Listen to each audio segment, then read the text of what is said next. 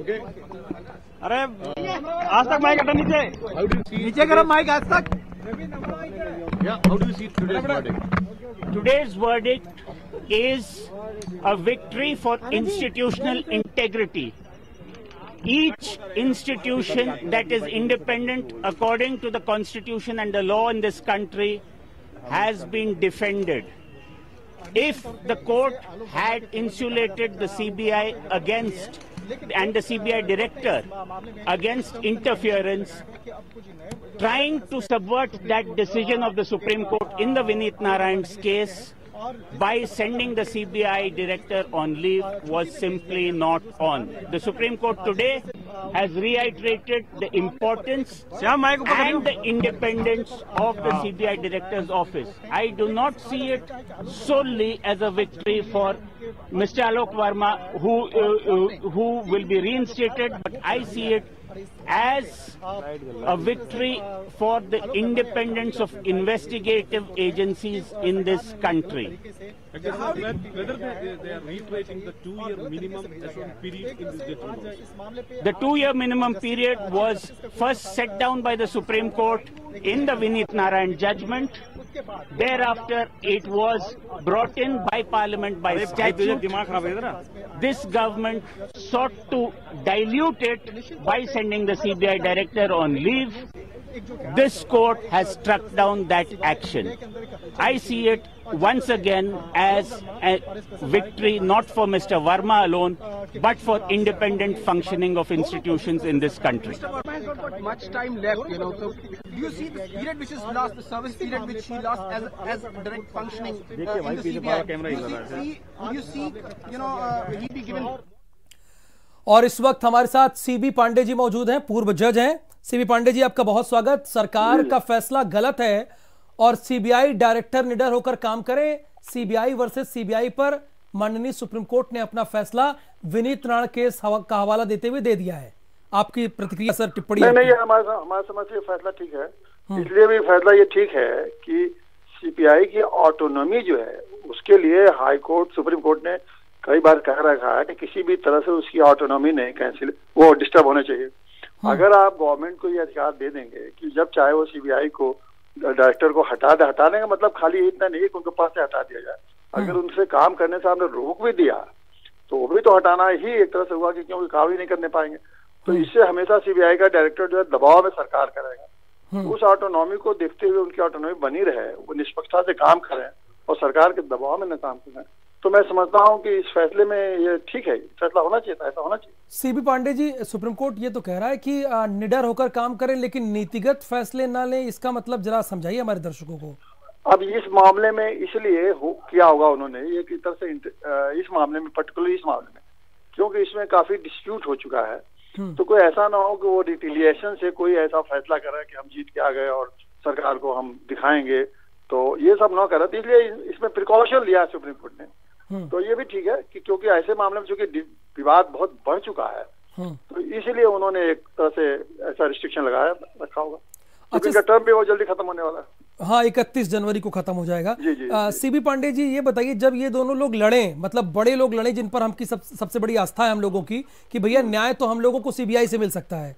अब दोनों ही कह रहे हैं कि वो घूस ले रहे हैं, वो कह रहे हैं वो घूस ले रहे हैं, तो अब इन पर एक्शन कौन ले? सरकार ने तो वही काम किया ना। ऐसा तो कोई है नहीं कि सरकार के फैसले का कोई मामला था या कोई सरकार दबाव बना रही थी। देखिए, एलिगेशन लगाना तो कोई भी लगा सकता है, लेकिन सुप्रीम कोर्ट ने सारी बातें देखा होगा ना। हाँ। सुप्रीम कोर्ट ने इनके एलिगेशन को कैसे, इन्होंने उसके पक्ष में क्या साक्ष्य दिए और उनके पक्ष में क्या साक्ष्य है, तो सुप्रीम कोर्ट ने तो देखने के बाद तय किया होगा कि ऐसा जो एलिगेशन है इसमें कितना सार है, कितना तत्व है, तो उसके बाद उन्होंने निर्णय दिया। लेकिन देखिए, सुप्रीम कोर्ट चाहती है कि हर इंस्टीट्यूशन को इंडिपेंडेंस बची रहे। हाँ। क्योंकि व्यक्ति तो आते जाते रहेंगे, वो कोई महत्व नहीं है। जैसे एक आज रिटायर जाएगा फिर दूसरा डायरेक्टर आएगा। ज्यादा जिम्मेदारी सुप्रीम कोर्ट की है कि इंस्टीट्यूशन को बचाना। कॉन्स्टिट्यूशन के हिसाब से जितने इंस्टीट्यूशन को बचा सकेंगे, सुप्रीम कोर्ट उसको लॉ के हिसाब से, कानून को देख के बचाती है। तो उसी दृष्टि को ज्यादा लार्जर इशू यही है कि कैसे इंस्टीट्यूशन के इंडिपेंडेंस बचा रहे। तो मैं समझता हूँ ठीक है फैसला ये। नहीं, बिल्कुल ठीक है, लेकिन ऐसे में जो सीबीआई के प्रति तमाम लोगों की विश्वास है, आस्था है कि भैया सीबीआई हमें न्याय दिला सकती है, पुलिस से नहीं मिला न्याय तो सीबीआई से मिलेगा, अब यहाँ तो ये दोनों ही एक दूसरे पर आरोप लगा रहे थे भले ही, लेकिन पब्लिक में लगाया तो इन लोगों ने आरोप। देखिए बिल्कुल ठीक कह रहे हैं आप कि ये बहुत ही सीबीआई की बदनामी हुई है और इस तरह के आरोप प्रत्यारोप से लोगों ने समझा कि अब सीबीआई भी स्वतंत्र नहीं रह गई है, क्योंकि वहां पे अंदर सब चीज ठीक नहीं चल रहा है। लेकिन अब मैं समझता हूँ कि अब जो है इस जजमेंट में और भी बातें होंगी कि उन्होंने डायरेक्शन भी दिए होंगे कि भविष्य में आप इस तरह की गलतियां ना करें। तो पूरे डिटेल जजमेंट देखने से हमारे समझ से चीजें क्लियर होंगी, लेकिन ऑटोनॉमी उनकी सीबीआई की ऑटोनॉमी ही मुख्य रूप से कोर्ट ने देखा होगा, उस हिसाब से निर्णय दिया होगा। चलिए बहुत शुक्रिया सीबी पांडे जी, पूर्व जज थे जो उन्होंने अपनी राय रखी, उन्होंने इस फैसले का स्वागत किया है। आपको बता दें फैसला यह है कि सरकार का फैसला गलत है। एससी से मोदी सरकार को यह बड़ा झटका है। सीबीआई चीफ आलोक वर्मा को हटाने का फैसला फिलहाल रद्द कर दिया गया है, यह बड़ी खबर है। लेकिन ध्यान यह दीजिएगा, वर्मा अभी कोई नीतिगत फैसला नहीं देंगे, यह भी माननीय सुप्रीम कोर्ट ने कहा है। वर्मा को पद से नहीं हटाना जाना चाहिए था, यह भी कहा गया है। यह सब सारी बातें तो ठीक है, समझ में आती हैं कि माननीय सुप्रीम कोर्ट ने यह बातें कही हैं, लेकिन उसका क्या जब दोनों बड़े अधिकारी सीबीआई के यह कह रहे हैं कि इन्होंने भ्रष्टाचार लिया है, दूसरा कह रहा है कि इन्होंने भ्रष्टाचार लिया है। अब आलोक वर्मा ने घूस लिया या फिर राकेश अस्थाना ने घूस लिया, यह बात पब्लिक को कौन समझाए, क्योंकि यह तो मैसेज पब्लिक में चला गया। इन दोनों ने एक दूसरे पर यह एलिगेशन लगाया।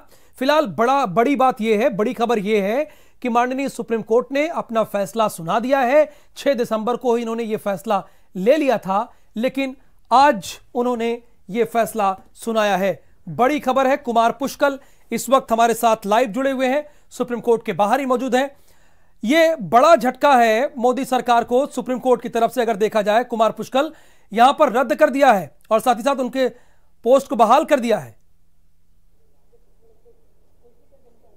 बिल्कुल राहुल, मोदी सरकार के लिए एक बड़ा झटका है जब सीबीसी के फैसले को सुप्रीम कोर्ट ने पलट दिया है और साफ तौर पे ये कहा है कि आलोक वर्मा अब डायरेक्टर सीबीआई के बने रहेंगे, लेकिन कोई बड़ा नीतिगत फैसला नहीं ले सकते, क्योंकि 31 जनवरी के बाद उन्हें रिटायर होना है। तो कहीं ना कहीं एक तरह से साफ तौर पे ये कहा जा सकता है कि जो सीबीसी का जो फैसला था कि इन्हें छुट्टी पर भेजा जाए, और उसके बाद जिस तरह से आलोक वर्मा सुप्रीम कोर्ट गए, साफ तौर पे सुप्रीम कोर्ट ने विनीत नारायण केस का हवाला दिया। उन्होंने साफ तौर पे कहा कि सेलेक्ट कमेटी की सहमति लेनी चाहिए थी। तो कहीं ना कहीं अब जजमेंट की कॉपी थोड़ी देर के बाद नहीं मान रहे थे और राफेल के फाइल्स उनके सामने छानबीन करने के लिए पड़े हुए थे या उसके बारे में इंफॉर्मेशन कलेक्ट कर रहे थे, ऐसा हमको इत्तला मिली है। तो उस संशय के आधार पर और अपने को चाहने वाले जो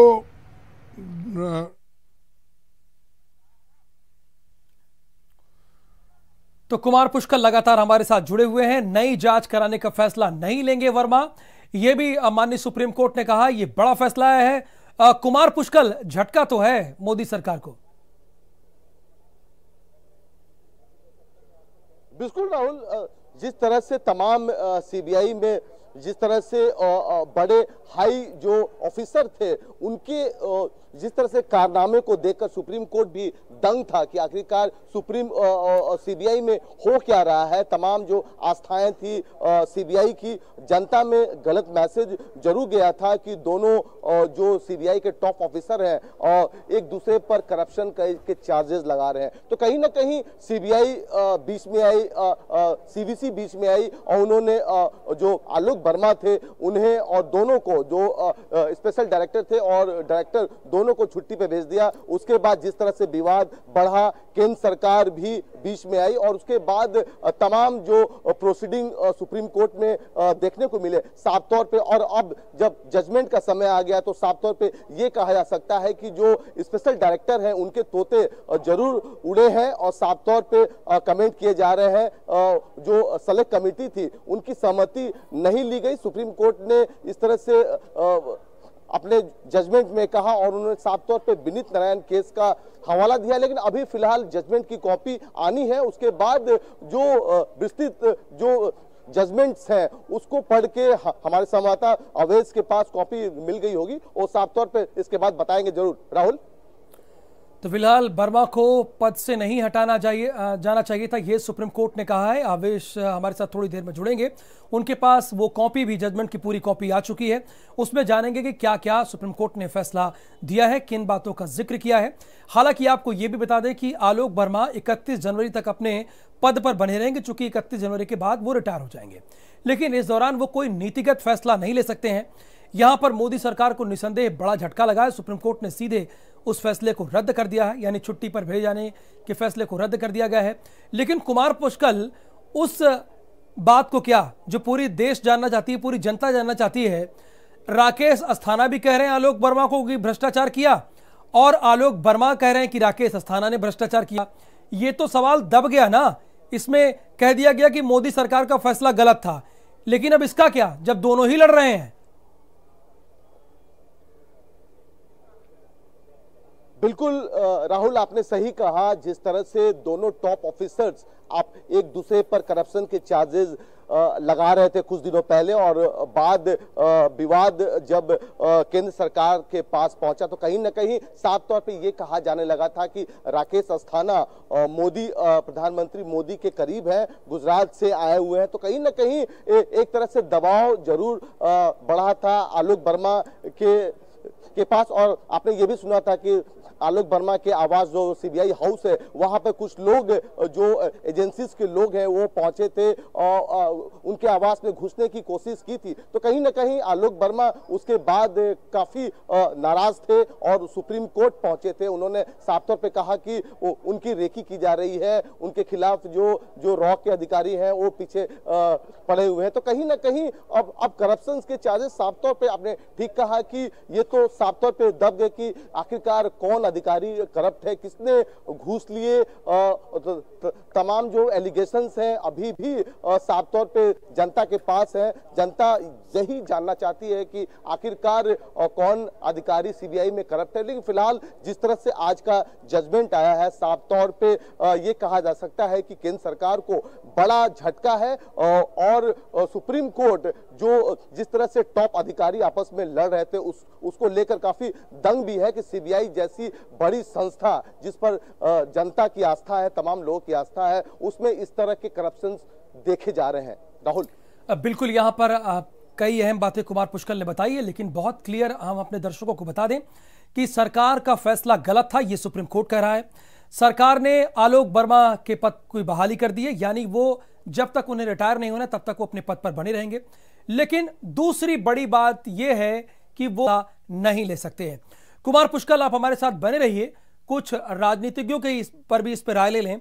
हमारे साथ कांग्रेस के प्रदेश प्रवक्ता सुरेंद्र राजपूत जुड़े हैं। सुरेंद्र जी, आपका बहुत स्वागत है, आपसे थोड़ी देर में बात करेंगे, लेकिन जानते हैं कि सरकार का फैसला गलत है, यह सुप्रीम कोर्ट ने कहा है। सुप्रीम कोर्ट ने विनीत नारायण केस का हवाला दिया है, उन्होंने उसका हवाला देते हुए यह आदेश दिया है कि फिलहाल आलोक वर्मा कोई नीतिगत फैसला तो नहीं ले सकते हैं, लेकिन वो अपने पद पर बने रहेंगे 31 जनवरी तक, चूंकि 31 जनवरी के बाद वो स्वतः रिटायर हो जाएंगे।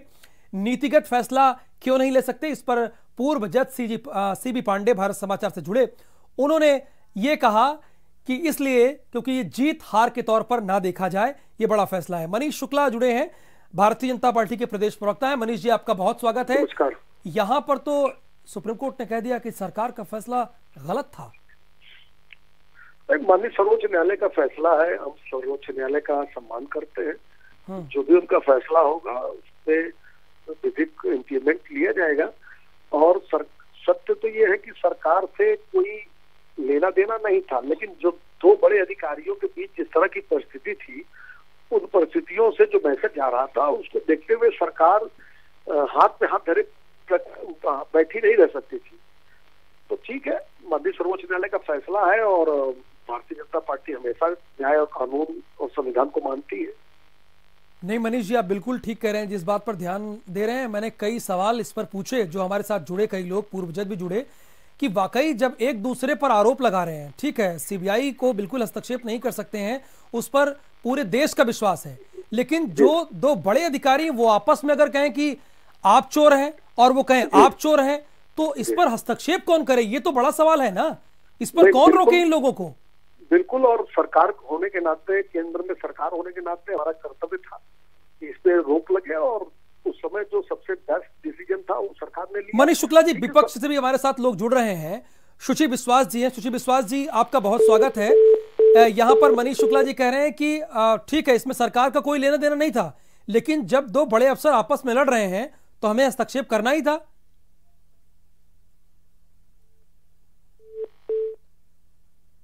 चलिए, उनसे संपर्क हमारा नहीं हो पाया है।